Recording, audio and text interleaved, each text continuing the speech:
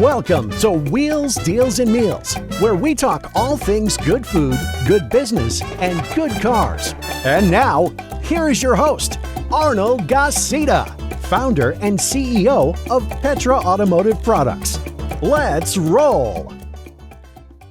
We're excited to be at Federal American Grill today with Matt Brice, the owner. Just met him a few months ago, if not maybe a month, and his story is incredible. His story, his patriotism, his love for country, for state. That's why I wore my Texas shirt today. Nice. You know, because it fit perfectly. Matt, thank you for being with us. Thanks for having me on. I'm excited. We really appreciate it. I've ate at your restaurant in the Woodlands. They're all great. They're all beautiful. But this one has like a special touch. I don't know. It's got a little feel. I love the glass. Was this the original one? No, the original is on Shepherd, right by Memorial. Okay. So that one's been there 10 years. This one's 3 weeks pre-COVID is when we opened this one. This is the second one here in Hedwig. Then we did Katy, and then we did the Woodlands in Arizona. How'd you get into the restaurant business? 12 years old, didn't come from a whole lot of money, had to work. So I was a dishwasher in a restaurant called Lucky Strike in my hometown that's still in business to this day, and the family gave me a chance. Where's your hometown? Massachusetts, Chicopee, Massachusots. So you probably don't know where it is, but it's Western Massachusetts. Northeast to Texas. Yes. Couldn't get here fast enough. I get it. So you start out as a busboy at 12. Yes. And then what happens? Then I just kind of fell in love with it. You know, I was going through school, high school, 7th, 8th grade, all that stuff, and it just stuck with me, and I ended up cooking with the same family. They taught me how to cut fish. But so through all this time in high school, you're still working at this place? Yes, yep. Okay. 5 a.m. every Saturday and Sunday morning. We did a brunch, and I was there every single time, never missed a day. So from busboy, you went to cook or assistant cook? To cook, yep. And what did you, how many years? So 12 years old to becoming a cook was what?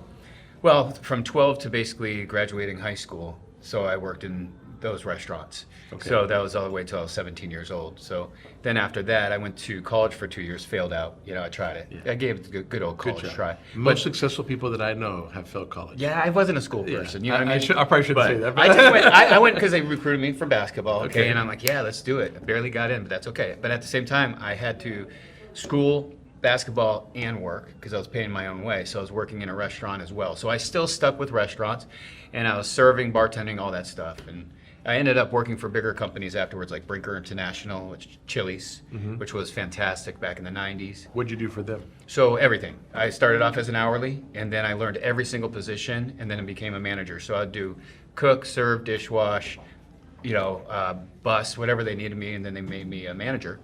And then after that, I went to Ruth Steakhouse in New York City, and I became the general manager when I was 27 years old. So it was awesome. That was a great job. Loved it. Okay. Yeah, general manager Ruth Chris is pretty. Yeah, especially in New York City, it was a lot of fun at that time because I didn't have any kids. I was making some pretty good money at that time as a GM, and just running around that, New York. Living the life in New York. Yeah. But the restaurant business has always been in my blood. For me, not anybody in my family. Just I love people. That's it.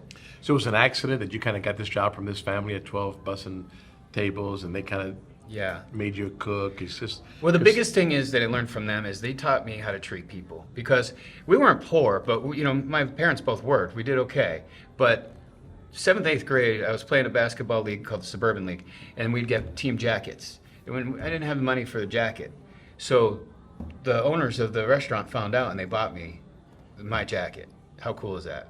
Right? So while you were working for them or before? Yeah, while I was working with them. Great. So it's just those are the types of people that they were. They always wanted to give back. So they really taught me how to treat people, really. I mean, my parents did too, don't get me wrong, but watching what they did. Yeah, there's always a mentor in business. Yeah, for sure. I mean, I had one in business. I think I have a mentor. There's like a spiritual mentor, right? Maybe your pastor or something like that. Mm-hmm. And then you have, family that obviously teaches you core values, I think. But I think there's always a business mentor that kind of teaches you things that your family may not know in business, right? That's exactly it. Yeah. And this is just it's an awesome avenue to impact everybody in a positive way, right? Especially in a restaurant business where you have thousands of guests, hopefully, walking in your door, let alone right now, we're up to almost 400 employees. This is amazing. And we get to impact them. 3 stores, right? 3 restaurants right now? 6. 6. So we have 5, and our 6th one is being built downtown right now. So we have 4 here open. So there are 5 Federal Grills? Yeah, there's 1 in Arizona and 4 here. Okay. We opened Arizona this year about 7 months ago. And we're in construction right now with our downtown Houston location, which should be open sometime in February. So that'll be our 6th. You know Joe Garza? Yeah, Okay. I do, yes. How do you know Joe? Joe's a great friend of mine. That's awesome. Yeah, he's in one of these episodes. You can look him up. He's a great friend of mine. But you guys should get together. Maybe do a little, I would love that. little Absolutely. joint venture with him. I'm in. I love talking about He's that always stuff. he's always looking at something. He knows what he's doing now. Oh You know, yeah, I love it. no, he's got the restaurant business down for sure. Yes. So okay, so let's go back to your story, right? Because part of this is your story. So, 12 years old, you become a busboy. This family kind of mentors you in the business, teaches you to be a cook. You go off to college, and you work your way through all these restaurants. End up in New York. Ruth, Chris, general manager, having a blast. Were you single then? I was married. Okay, bet young couple Yep. in New York. Great job. That sounds amazing already. Yes. Okay, what's next? So a gentleman is walking into the restaurant in New York City, and he owned a bunch of restaurants, and he kept trying to get me to work for him. And I said no, and then finally, he courted me. He's like, let me fly you out, show you where, he was out of Milwaukee. He's like, let me show you what I do. And sure enough, I ended up saying yes to him. He wanted to open up a restaurant in New York City, and he wanted me to run it because he saw the way that I ran things, and he said, hey, I'll give you 25% of the business if you do this. I said, let's do it. Unfortunately, we never got it open. It was construction, the blueprints were wrong, we had to walk away from the site, union, it was a mess. So $600,000 into it, and we had to walk away. Long story short, he wanted to make good. He goes, I got nobody running my restaurants in Milwaukee. I know you don't want to live there. He goes, but how about in the interim? He had 8 restaurants, 6 different concepts. The biggest yes I ever said, and the thing that made me who I am today, I give him a lot of this credit, is because I took the chance, and I always did, is the first day I said yes, I go to Milwaukee, I'm living with him, I still have my place in New York. He hands me his cell phone, and he goes, by the way, I owe a lot of people a lot of money. This is now your cell phone. This is my day one. All right? And basically he's like, and so I had to figure this out. I've never done this This before. is great because he has a new assistant, and he literally just looked at it and goes, That was day one for me. I don't know about how day one is for you. But anyway, so I had to figure out on the first week how to get food delivered because we owed like Cisco $100,000, and we had to find another purveyor to bring food to the restaurants, and it was really wild. So it was the biggest learning moment of my life. I mean, it was awesome. That changed the course. So I worked with him for a few years, and in the meantime, he had one restaurant down in Houston, in downtown, actually on McKinney, and I would fly back and forth trying to get this thing to where it should be. It wasn't performing very well. I fell in love with Houston when I was coming down here. And so finally he and I talked. He goes, how about we find a place in Houston? I said, I'm there. So we did. So we found a steakhouse. We opened it in 2008. It's where I met my amazing wife. So she would come in with all of her girlfriends, and just one day, one thing led to another, and so that's how I found Jen, my beautiful bride. the restaurant business has been good to you. Yeah, very. So, but in '09, I didn't like the way it was going. We have a great partnership. It was really his restaurant, I was the operating partner. Can we name the place? Or? Yeah, it was called Mo's, a Place for Steaks. Okay. So it was really a big to-do. We were killing it. 2008. It was open for, I think, about 9 years. I could be wrong on timing. But I left in '09. I said, hey, I love you, but appreciate all the opportunity, but I'm going to go do something else. So we did. In the meantime, I found a French restaurant in Rice Village that was for sale called Bistro des Amis, in a House of Friends in French. And so basically we bought that for $120,000. The restaurant was not doing well. It was barely doing $400,000, losing money. And we saw it as a challenge, and my wife says, let's go with that. She was pregnant with our daughter, and I worked every day, all day long. You have no idea. I was a cook, manager, dishwasher. It was a house built into a restaurant, right? Okay. Busting our ass, and I loved every moment of it. But it was all about the people, saying hi. And even though I was cooking, I was still coming out and I'm sitting with everybody, having some wine, all that stuff. It was so much fun, but yeah, a lot of work. But we brought that up to $1 million business. And But restaurants always been, in general, a lot of work, right? Don't Sure. you always hear that, right? If you're going to be in the restaurant business, you're going to work. you got to have it in your mindset that there are no weekends. That's why you There's got to love it, right? You have to love it. You have to love some sort of aspect of it. I love the people aspect of it. I love cooking. I don't cook anymore, but that is really what I love to do. When I was doing it for the first 7 years of opening Federal Grill, did it every single day. You cook all at day home? long. No, I don't really cook for that reason. I cook I for. was going to look at your wife and see. Yeah, I mean, obviously I can, but we don't really. I don't do it really more. Sometimes for therapy, but it's more so. I love getting my butt kicked on the line with my team, and when it's so busy and you just see all these tickets coming out and you see the flow, and we're just kicking it out, and at the end you have a beer with them and just say thank you guys. That's you know? great. That's what it's about. Yeah, that is good. And you see smiling guests. We opened up all the kitchens on purpose, so that way when I was cooking, I could see who was coming in, and they would all the regulars would come up and just shake my hand, have conversations. I'm sweating, getting my ass kicked, but we'd be having full-on conversations because they know how busy I was, and it was just fun Wow, that way. that's So good. the French restaurant ended up doing us well. That was 2011, and then we opened up our first Federal Grill in 2013. So we just had our 10-year anniversary. It was an awesome party, and so we had two going on. 2011. We still had the French restaurant, and 2013, the Federal Grill. But Federal Grill was not going well. We didn't have an identity. People didn't know who we were. We started off too high-end, like a steakhouse. Didn't really know the menu was a small menu.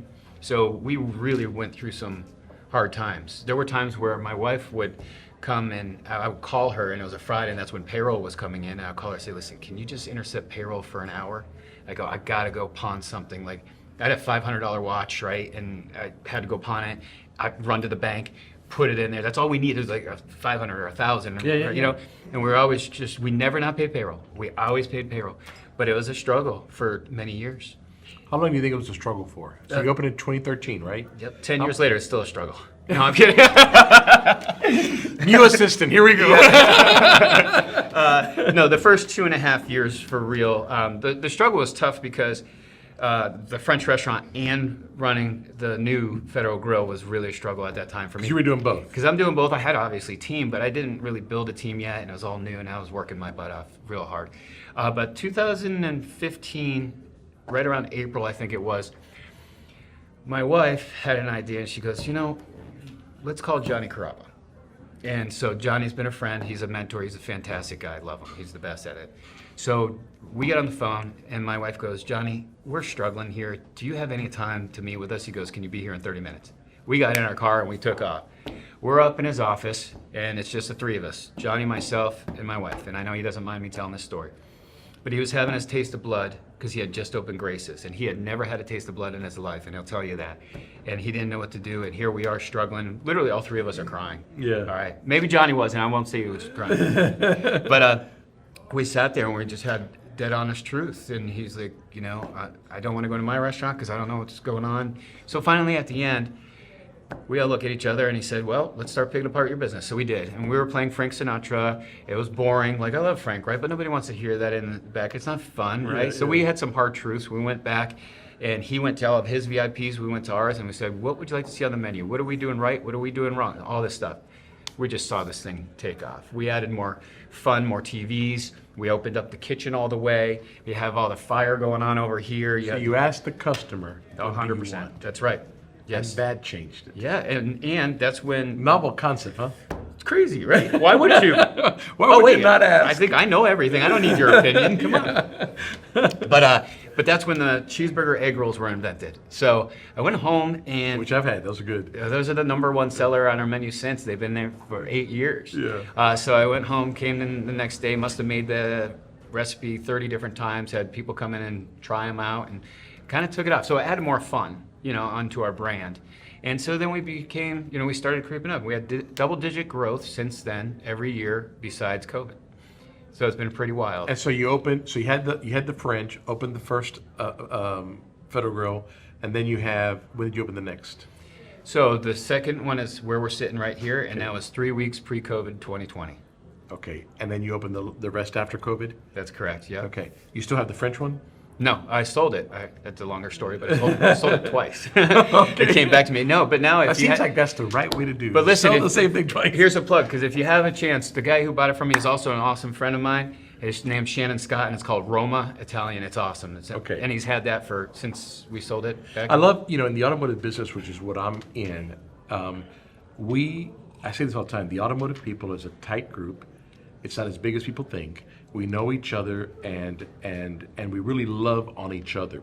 I feel the restaurant business is kind of that way too. It is. I mean, just from talking to you, talking to Joe, Joe tells me about a bakery he calls in California that has never met him, and yet they all, they share ideas, right? Yes. You guys seem to have that same kind of unity. Probably not everybody, but the majority of you guys will probably have that. Same thing in automotive business. Won't be everybody, but the majority kind of have this fraternity kind of feeling that we're going to help each other get this thing through it. I love it. And then that's... And your story about, because it works with any business, right? People think you can open a business and, hey, tomorrow I'm going to be a millionaire. Yeah. Okay, good luck. We're pawning, and everybody, it doesn't matter you. Everybody's had a story like that, right? Right. We're trying to find how we're going to make payroll, right? Yep. Payroll's coming up, we're missing whatever, right. and nobody realizes the sweat that owner goes through to make that payroll. Oh my God. Right? That's part of that price, the stripes that you earn in any business. It's true. That's a great story that you had there. Thanks. So, okay, so now you changed the menu. Mm-hmm. Now this thing is taking off. You opened the second one right before COVID. That's right. What happens? Then what happens? So just a little thing called COVID. This little thing called COVID. I still don't really know what it is. I don't think anybody does. But anyways, we opened 3 weeks before COVID. We were killing it. And this restaurant, just slammed. It was awesome. Really well received. Then, of course, the shutdown. Yeah. And so during the shutdown, this is kind of what, I guess, without even knowing it, brought it to a different level. Is my wife and I were at home. We're about 3.5 weeks into the shutdown, and we're not hearing anything from our local government at all about what we're going to do or anything like that. Meanwhile, you got HE. You just shut down. Everybody's just shut down. You could do to-go, that was it, right? So we were able to do some to-goes, and we rallied. Our community, by the way, is just so unbelievable. Yeah. Everybody was just ordering out, takeout. So, I can't thank them enough. It was just amazing to see the support. Was it enough? No, but it was enough to keep us going, as much as possible without losing too much money. But we did lose. But long story short, about 3.5 weeks into this, my wife and I both woke up the same day. It was God all the way, okay? And we looked at each other and said, we have to do something here. I was getting phone calls from cooks, and in this business, most cooks have 2 jobs. Guess where they are? In one kitchen and then another kitchen at night. Right? So a lot of them work either at this restaurant or another one of my restaurants too. So I'm getting calls saying, hey, what's going on? I can't pay my rent, right? Yeah. There were no systems or governmental funding yet, because the government was still working on how they're going to do whatever they were going to do. So nobody had an idea. So my wife and I turned to each other and just say, let's reopen. So we did. So we devised a plan, called the mayor here of Hedwig Village, because we have our own mayor, fire. So you're outside the Houston. We're in Harris County. Right, but you're not in the city limits, Houston city limits. That's right. We are in our own village, but the judge, Hidalgo, could easily... Because of the county, she oversees it. That's correct. But we had so much support. So what we did was we met with all the local mayors here in Hedwig City Hall and devised a plan saying, hey, this is what we would like to do. All of them, of course, had our back. They're like, let's do this right now. Nobody knew this was happening. It was a Thursday morning. I'm jumping in the shower. So this is you, not nobody in government saying you can open. This is you and your wife coming up with a plan to open the restaurant. And you took it to the mayors of this communities. Yeah. And here we go. Yes. There was one mayor who got involved right away, Brian Mickey, and he was the one that really had us back. This is the best part of our as well, I know. So he had our back all the way, and he's the one that got all the other mayors involved with us as well. So while we're telling this story, you're going to get really hungry. We'll talk about that in a minute. We'll talk about that in a minute, but it looks phenomenal. So we had a meeting at the villages, and long story short, they wrote us a plan to reopen. So it was a Thursday morning. Nobody else knew about this. No employee, no manager, no nothing. And I get a call. And the county's still saying the county shut down. Yeah, we're shut. We're shut down. My phone rings. I literally have a towel on on me, and my phone rings, and it was Michael Berry. All right, so Michael Berry has a huge following. He's a big radio talk show. Local politician talk show. Oh, yeah, with a big voice. With a big voice. And a huge following. And so I answer it. With a great attitude. Yeah, well, of course. And I'm like, hey, Michael. And he goes, Matt, it's Ramon. And Ramon is Michael's, what do you call it? Assistant, right? Okay. He runs his show. And so Ramon goes, get somewhere quiet. I got you on air in 30 seconds. I'm like, shh, this is the time. Like, do I do this? I look at my wife. I go, get the kids away. So I did. Went on live, and Michael goes, he just starts doing what he does. Tell us what you're about to do. Now, again, nobody knew of this, not even my staff. How did he find out? Because he's friends with Brian and the local mayors, and this is news, right? There's nobody. We are the very first company. We are the very first business in the country. You're coming up with a plan to open a restaurant when the county has not allowed that to happen yet. That's correct. Okay. And there was nobody doing it yet, which I didn't even know. That hair salon came after us, and they were doing it after and kept it going. But so I get on the phone. I do the interview with Michael. Let me tell you something. Our phones were going wild. We had like 3,000 people that wanted to come in to support that day. I mean, it was insane. I can't even explain to you. My phone was going off, so we had to do a 911, get everybody in here and tell them what the hell we were doing. As soon as we got in here to have a meeting, helicopters flying over. We had film crews all over the place. It was insane. I had picketers, death threats, had lots of positives, but I'd never fed the fire because all the picketers, I would just go out there and say, hey, are you guys thirsty? You have every right to do this, and they wouldn't stay long. So, but it was pretty awesome. Kill them with kindness. Yeah. Come on, so, man, I know, everybody wanted to see a fight, right? But I'm not that guy. I'm like, hey, you got a right, just don't be on my property. Right. But long story short, then what happened? So you got the places opening up, helicopters, news crew. Yeah, we had called the team together. We were very protected. It's still not Harris County to be able to do it, and so you opened the doors. We opened the doors, and when we did it strategically. So we had listen, I won't say names, but just every who's who you could think of, from the best criminal defense attorneys to every politician that you could think of. They weren't coming in and arresting us, okay? Yeah. So they did have the policy you could either go to jail for whatever 6 months or pay these fines or whatever. So my wife and I both had an understanding that something could have happened, but we were both okay with it, and I was okay with it. And you were also taking a stand. That's right. Why did you feel you had to take a stand? Because I believe no matter what that when you're in a position, I hate to use this, but when you're in a position of power, right? So when you're in a position to do something, when employees aren't able to do that you have an obligation to take charge and take care of your people. That's not what the government was doing whatsoever. They're picking and choosing who could stay open and who could stay closed. And I agree with you. I want to add to that too, because my concern in that whole ordeal was people that their check never missed a day. Never. Telling people you're not going to get paid, know when you're going to get paid, and good luck paying everything else. And then the banks that finance things for people on goodwill telling them, hey, you shouldn't collect. Right. I mean, a complete chaos and destruction of how the economy works. That's correct. And they were going to get bailed out anyways. That's right. Yeah. I mean, come on, they know that. Yeah. So there's no way they're going to let them fail. But you're right, and they're barking orders and they're getting paid. Yet they're also telling you who could stay open, who cannot. Now, I had Hidalgo, the county judge, and Governor Abbott. Which, for those that don't know, the county judge in Harris County is like the mayor of the county. Not a judge like, you committed a crime and went to court. It's actually like the mayor of the county. That's correct. And so she's in power, right? Just under Abbott, really. And so they would call daily and say, listen, you need to shut down. And I would answer the phone every time and say, when you're ready to shut down HEB or Costco, I will be glad to shut down. But until then, I'm sorry, you can't pick and choose who can stay open and who can't. Call. Abbott's office called. They weren't mad, but they were making sure it was on point. She was sending in, who I love, the fire chief at the time and the chief of police, who both had our back. Sorry. but we got a new regime, so regardless. But they were always coming in because she would send them in, and they would come in and check up on us. But at the end of the day, I think it was more, we got you back. So it was very trying. I shut off I did CNN Live, I did Fox Live, I did NBC. It was exhausting. And I don't care about that, about the publicity really. I didn't realize how great it was for the business, don't get me wrong, and for taking a stand. And I wish I had them. I have letters after letters after letters. I had money being sent to me from all over North Dakota, this, that. I mean, we had tens and tens Well, of you were thousands making a of dollars. stand, too. Yeah, I had $5 bills with little grandma writing in it saying, thanks for your patriotism. It was pretty wild, and it was all coming here.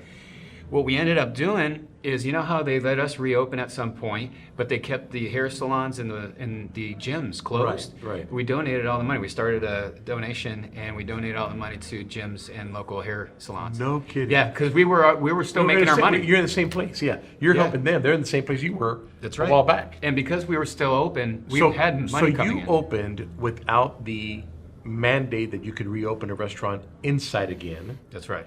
Did you ever close down after that? No. Never. And when Abbott I decided, never went to jail. They never did anything. Just a no, lot of talk. a few slaps on the wrist here and Yeah, there. yeah, They were yeah. calling. That's right. But then at the end, Abbott's office called, and so during this whole time, I had every restaurateur here. You know, I don't want to say names, but the restaurateurs of restaurateurs. But one of them, actually, Chris Pappas, was here, and he was wondering how I was reopening, and he's part of the Texas Restaurant Association, Right, big right, part. right. And so he's like, can you just show me what you're doing in the document? So we documented this whole process of which they used to open up all the restaurants throughout the country. So it was really awesome because we did that, you know, and then they added a few things onto it. Sure, I had it all the way down to, even though I didn't know what this thing was like anybody, but still, we had a bathroom attendant sitting outside of our bathroom, allowing one person in at a time. Like, we took it to the next level, Yeah, just to save. You were trying to be safe. That's right. But you were going to run a business. That's right. Were you the first restaurant in Texas to open? Oh, yes, yeah. Were you the first one in the U.S.? That's what I've been told, yes. Yeah. You're the first one in the U.S. to open Publicly, yeah. publicly, regardless of what the rules were at the time. That's correct. That's why the publicity was so huge. I was on Dateline, or what is it, NBC, with whatever, I forget his Yeah. name, John, whatnot. It was insane. I just didn't know why we were that big of news, Yeah, you know? yeah. But it ended up being amazing because obviously everybody's getting paid. And when the PPP money came out afterwards, not only did we already have money coming in because we didn't cower, and the money, we were doing really well, that when the PPP money came in, we wrote all bonuses for everybody that lost money. That's great. That's it, because it was free money. Yeah. And we paid all of our landlords. Every landlord got paid because that's where the money was supposed to go. I mean, I know people did some different stuff with the PPP money. Right, right. But I feel honored, integrity with this whole company, and it was our time to shine, I guess, you know, to do the right thing. And you took it. You did what was right. That's how, know? because that's what my wife and I both said, we said, no matter what, if we get in trouble, You do what's right. We know if we're doing more what's right. people did what was right, things would be different. that's right. For sure. That's our biggest thing, is just you cannot pick and choose who's going to open Who's and gonna close. make it. Yeah, no, one agreed. person has that ability to do that on the high up there. Yeah. That's impossible. Like, Yeah. this is ridiculous. So it ended up being amazing. And during that time, I was approached for our third restaurant. This is when restaurants are closing and the banks are not lending. God opens these God, doors. only God, yeah. And so the owner of the Katy building walks in and says, hey, man, I know it's COVID and all. He goes, but I got this beautiful building. I said, let's see it. Went to the bank. Bank said, yes, we did it. You know, it's 2021. So we started construction during 2020, and then we got it open in 2021. And then at the same time, Woodlands came up, and we started construction 2021, and we got it open 2022. All February openings. That's fantastic. So it's been a wild ride. It's been a fast growth for us since 2020, because I didn't expect it to go that quickly. But, you know, when the intention's there, why not go out? And now you're on fire. I like to think so. The team's amazing, so I got to give them I all don't the credit. think so. I mean, look, your place is already, I'd say, halfway packed. Lunch barely started. Again, I've been to the one in Woodlands. I would say you're on fire. You know, but and I think obviously God's blessing. I always say that, you know, we don't have anything unless God gives it to us. That's right. And then God puts the right people in the right place to make it happen. And that's what allows us to grow. It feels so good when you have the right team. Man, it does. Man, it feels so good. I know. This is amazing. If you can only get the right assistant. I know. If I can get that right. Yeah, no pressure at all. What motivates you? What's your passion? Impacting people and teaching them what I wasn't taught growing up. Meaning, I grew up with a great family and values and that kind of stuff, but our school system's a joke. And so when I look at it and I see, But oh my today's God, world, we're more worried about other things than teaching actual. right, like things that matter. that will impact your life when you get out of it, Correct. right? Can Yeah. you imagine what you knew Right. during your business if you knew it going into there? And we're teaching some of the wrong stuff here. So learning is what it's all about. I really didn't start self-learning, if you will, until 2007. I didn't read my first book front to back in my entire life until 2007. I was Think and Grow Rich by Napoleon Hill. one of the best books, and if you haven't read it, it's one of the most famous business books in the world. That would be the book that I give to everybody. So I have books all over my office. My wife and I are both we try to self-teach and learn as much as we can, and then we go to as many conferences as we can, and then I bring that back. We pay a lot of money to go to these conferences. So I'm going to one in Nashville again in 2 weeks, and it's just about the economy. It's a guy that's on Fox News that teaches financial analysis and where it's going and whatnot. So his name's Rob Luna. He's fantastic if you look him up. So just learning these things that I don't know much about. It's not my expertise, but then bringing it back to our team. We started here at Federal Grill. We started Federal University. All right, so it's a small thing, but it's cool. So it's called FedU. We do it once a quarter. I want to do it every month, but we're not there yet. But once a quarter, it's in our office, and we have this big hall. Anybody can come to it. Last class, I think we had 40 people.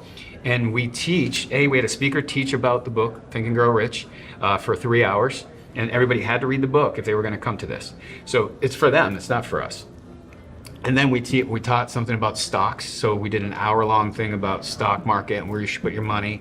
And then we talk about hospitality. And then we always say, okay, what do you guys want to learn next? What would be something that you really want to learn? So we have asked these questions. So FedU is for them, and it's a give back, and that's what I love doing. I said this on Saturday. I called Michael Berry and I said, hey, I know it's last minute, but I want to give all of our proceeds on Monday to 9/11 to the 100 Club. Yeah. And said, I want to donate all the money to that. So he's like, all right, I'll say it on the air. It's really cool.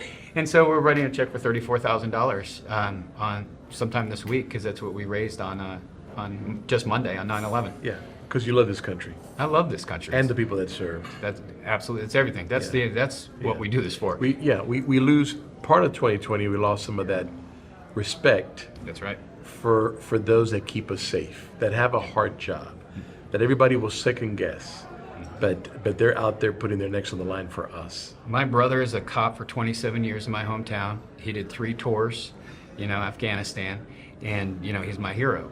So and when I see those guys. That's why we're very involved with, we try to be as much involved as we can with Camp Hope, and that's veterans with PTSD. Yeah. So we just did a whole month in August, and we're doing another month in November with this menu. It's $5 from everybody that orders off the menu, and it goes to Camp Hope. So we're hoping to raise about $100,000. Do you know a guy named Chad Robichaud? I do not. So Chad Robichaud, he's in one of our podcasts. You should look him up. He's based out of Conroe. After the U.S. government, he saved more people out of Afghanistan than anybody else, because he wanted to save his translator that we left behind. That's amazing. And he's got a charity called Mighty Oaks that does what you're talking about. And I can present them to you, but just in your conversation there, your love for country, your love for veterans, you and Chad need to know each other. Yeah, that would be an honor. Yeah. Well, listen, I've met every single, athlete, actor, all that stuff from New York to here and all this stuff. But my chills moment, so the person that I met, that blew me away. Have you ever seen the Lone Survivor? Yep. He came in here to say thank you, during COVID, and then Michael Berry and him are friends. And so he came in, I have a picture in my office with him, and he's just telling the story of what he went through. I mean, that's the only reason why we do what we do. Yeah. People don't realize what they are going through. It's insane. I mean, you talk to Chad and you're like, oh, okay, I sell oil. I mean, it's like... Right. We make food. But that's not... This is just our vehicle, right? Yeah, and it's great, and thank God for it. But these guys are doing serious, life-changing, world-turning things, and it's so glad that you support them. Hey, what's your favorite car? My favorite car? Audrey, all-time car that you want to have. What is this car? Oh, man, that's a good one. I guess a Shelby. What's it, 1969? Okay. Yeah. 69 Shelby. Awesome. All right. That's pretty sweet. But I do love my TRX, though. Everybody loves the TRX. I love my TRX. Everybody loves the TRX. See, I am more of a truck guy than I am a car guy. Yeah. But the TRX... TRX is special. Yeah. I mean, that thing goes. You like Hellcats? Yes, I like Hellcats. I ordered one last year. They just called me. It came in yesterday. Did you really? Oh yeah, I'm excited. These things, I mean, the power. Yeah. Well, it's the last one that they're going to make like that power. That's why we ordered it.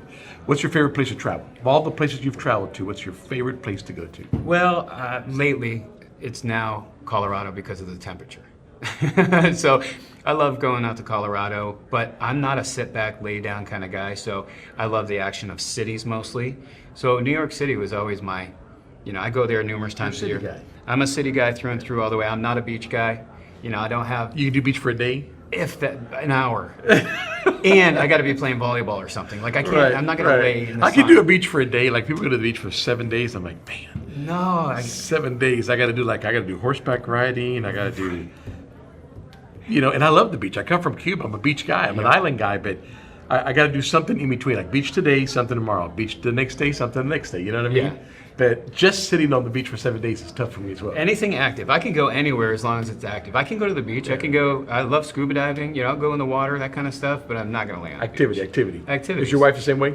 Yeah. Or she laying on the beach while you go do all this stuff? No, she's not a beach person either. Okay. She would much rather go to, Colorado, do a little hiking, that kind of stuff, get some fresh air out there. I love skiing. I grew up in the snow. Keep it up on the mountains, though. That's why I'm here. But I'll go visit it when I want to see it. Mm-hmm. You don't want it to visit you. No, exactly. All right, well, tell us what we got here. Oh, man. All right. Well, here's the famous cheeseburger egg rolls that we were talking about. So those are sweet and spicy at the same time. So really good. There's a Fresno pepper in there, so it gives it a little kick.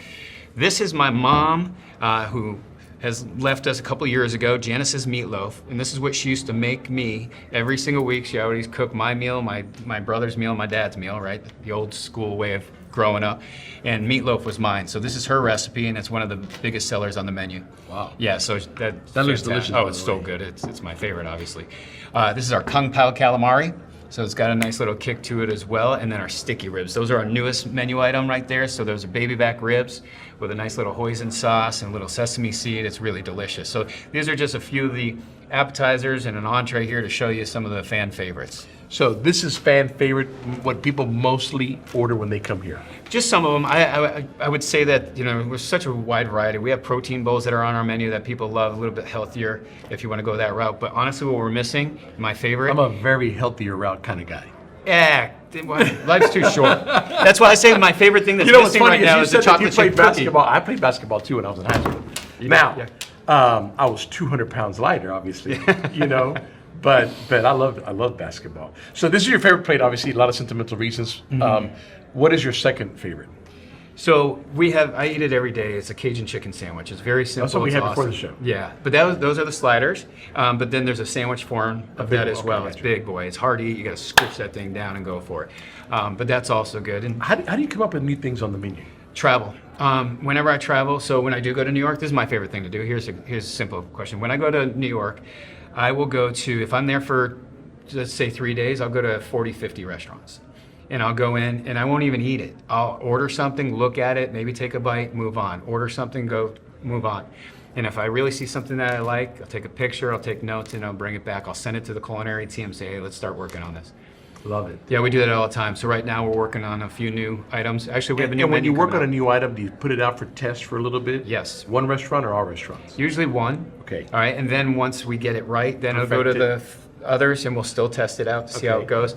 But we'll work on the recipe a bunch of times first to make sure it's the right recipe. Love it. And with restaurants, it's very strategic because it's not like you're just cooking for one person at home. You got to imagine if 100 people are ordering this right now, could we do it and do it well? And that's the art of a restaurant, because a lot of these chefs who I love and admire are great to come cook for 8 or 10 people at the house, but when you put them in a production kitchen, that we are all scratch food. We make everything from. And now we're coming back next month for the same thing. Yeah, and you got to get it out for large parties. You got to be able to get that Kung Pao calamari has to go out to 100 tables, not just 2, right? Right. So that's the challenge, to make it great and also to be able to get it out in a timely. That consistency all the time. That's right. Before we go, give some advice to young people. You mentioned you started at 12 years old. I know that's not feasible today, but in a lot of the interviews that I've done, successful people, they all have certain key things that are the same in any industry. Yep. One thing that reminded me when you said you started at 12 years old, we interviewed a guy named Carlos Hidalgo who has owned, I think, up to 10 or 12 dealerships out in California. Very well known in the automotive industry. He started, I think he told us, at 14 years old, selling vegetables to restaurants. He would go to the grocery store, that was throwing away whatever was bad that day, or not, or was going to go bad that they couldn't sell the next day. He'd take it home, wash them, and at night knock on restaurants and sell them those vegetables. That's genius. 14 years old. That's genius. Right? So you have a lot of patterns that show this is what success does, you know? Yep. And I know that a lot of people today want success to, you know, I'm going to come work for you today and I want to be the general manager tomorrow. Right. Right? That's the mentality. It can be. Yep. Yeah. So what advice can you give young people today that say, man, I want to be the next Matt? Absolutely. So please listen. I'm not the smartest person in the world, but I promise you this will work. And if I could go back and do it again, if I read Think and Grow Rich by Napoleon Hill a lot at a younger age, it would have changed my life a lot earlier. And in that book, part of it says, you know, without telling the story, have your day job, all right? Go to work hard, and pay attention to who's doing it better than you, okay? So what I mean by that is, if you want to be the best restaurateur, all right, you want to own your own restaurant, then what I say is, hey, you got to go make money. But in the book, find the best restaurateur in the world and go to him and say, I want to work for you for free. I will get you, I'll fill your gas tank, I'll get you coffee, I'll do whatever the hell you want me to do, but I just want to learn from you. I don't want any money, because if you're young, who cares? I want the education. I want the education. And so, yeah, go work during the day or at night, go work overnight, do whatever it is you have to do to make your bills paid. But you work with somebody that is that much more successful, and you got the world at the fingertips right now. You know, I'll date myself a little bit, but we didn't have YouTube and all this other stuff where we could learn from people that are doing it. Follow people that are more successful than you. It's that simple. And then learn what they're doing. Listen to them. Listen to Ed Milet's and Tony Robbins and all these motivational speakers. They've been from nothing to something. They have all the stories you need. Yeah. So if you're not self-educated, something worked, but it'll click, and there will be a tipping point for you if you do it. So I say find that person, be aggressive, don't say no, don't let them say no, go after them, write them, call them, follow up emails, whatever it is, 100, 1,000 times until you get a yes out of them and say, I just want to work for you. That's it, for nothing. So that is a huge tip that if I could have gone back and done a long time ago, I would probably have 500 restaurants right now. Yeah. I'm not upset where we are. But that, honestly, that is the tip. Oh, and you know, once you're done with school, with all due respect, besides your family, nobody cares about you. Meaning nobody is going to teach you. Nobody's trying to level you up. The only person that can level you up is you, and that's what I learned. Again, luckily I was able to, you know, 2007 really start saying, nobody is gonna, you know, I always have a job, it's right? You. It's you and God. That's it. And if you can go after it and just be tenacious and don't take no for an answer, you know, that's it. So self-educate and go look for, you know, somebody that does it the way. If you want to be the best architect in the world, go work for the biggest, maybe not the biggest firm, but the individual. Don't work for a firm. Find the individual that can teach you and will be your mentor. That's great. That's great. Matt, thanks for being on the show. Thanks for having me. me. If you guys are ever in Houston or Phoenix. Yes, sir. Right. Federal American Grill, phenomenal food. I have ate here. I'm telling you, it's the best there can be. Thanks again, man. Appreciate you. Good luck. Thanks for having me on. Thank you. Thank you for listening to Wheels, Deals, and Meals, your main source for all things good and fun, business, food, and cars. If you like this episode, make sure to rate us and subscribe. If you would like to be a guest on our show, please leave a message at the link below. Till next time, happy eating.